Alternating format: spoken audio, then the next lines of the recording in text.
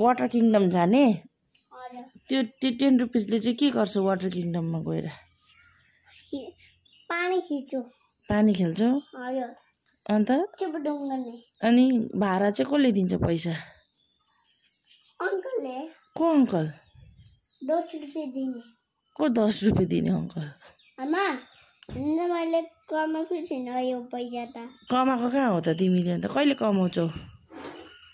पैसा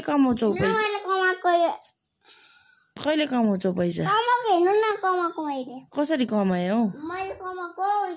कसरी कमायौ हैन अंकल कमाएको कसको अंकलकोमा हैन त्यो नि पैसा लिने पैसा हेर्नु न पैसा त्यो पैसा गर्ने थियो कि त्यो कमाने वाचिङ के वाचिङ वाचिङबाट झिकेको त